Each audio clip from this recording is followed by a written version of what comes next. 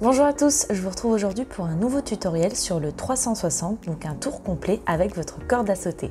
Avant de démarrer, n'oubliez pas de vous abonner à la chaîne, d'activer la cloche des notifications et de me rejoindre sur mes autres réseaux sociaux que je vous mets en barre d'infos. Et maintenant, c'est parti! Le 360 est un mouvement technique qui peut paraître un petit peu barbare. Vous allez voir qu'en le décomposant en plusieurs étapes, ça va tout de suite faciliter la tâche. Ok, si je vous dis 360 divisé par 2, 180, bien joué Michel. Eh bien le 360, ce n'est ni plus ni moins que la combinaison d'un 180 avant et d'un 180 arrière. Nous avons donc nos deux étapes, nos deux prérequis sur lesquels on va devoir bosser. Petite précision avant de démarrer, là je vais vous montrer les demi-tours avant et arrière d'un seul et même côté, mais je vous invite grandement à vous entraîner à la fois à droite et à gauche. Vous savez que j'aime bien m'entraîner des deux côtés pour plus de polyvalence et d'harmonie, et ça va vous permettre d'enchaîner ensuite beaucoup plus facilement les tours complets à la fois à droite et à gauche.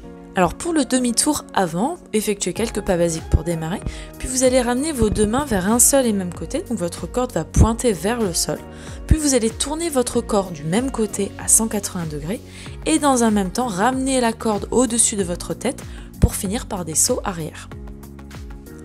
Pour le demi-tour arrière, il va s'agir du mécanisme inverse, donc vous allez commencer par sauter en arrière, puis quand la corde va se retrouver au-dessus de votre tête, vous allez effectuer un demi-tour sur vous-même et dans un même temps ramener votre corde pointée vers le sol pour finir par des sauts en avant. Prenez le temps nécessaire pour bien maîtriser ces deux demi-tours, donc n'hésitez pas à marquer franchement chacun de vos gestes en y allant vraiment lentement et progressivement pour bien maîtriser et bien comprendre la mécanique de chacun des mouvements. Maintenant que vous maîtrisez les deux demi-tours, on va vraiment s'intéresser à la jonction, donc la combinaison de ces deux mouvements, cette fameuse transition qui va vous permettre la réalisation fluide d'un tour complet. Observez bien ce qui se passe dans la vidéo. Vous allez effectuer un premier demi-tour avant, puis je vous ai dit vous finissez par des sauts en arrière.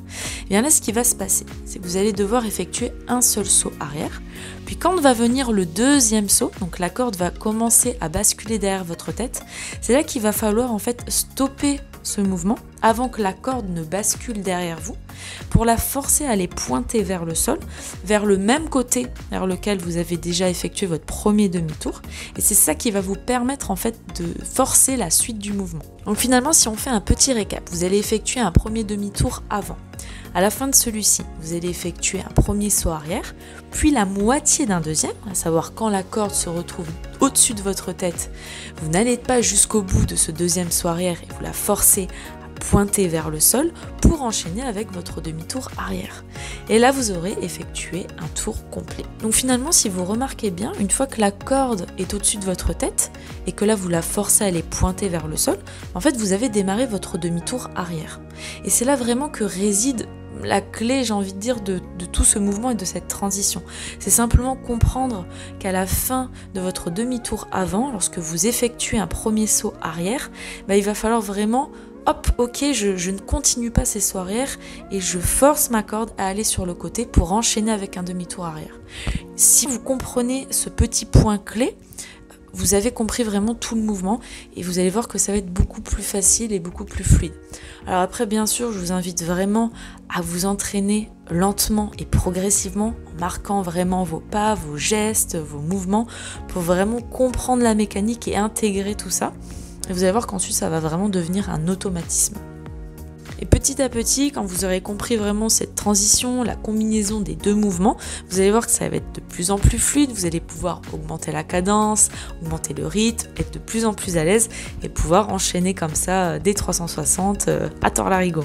Voilà, j'espère que ce tuto vous aura plu. N'hésitez pas à me laisser des commentaires si vous avez des questions ou des suggestions. Ça permet de faire vivre la chaîne, donc c'est hyper important pour moi.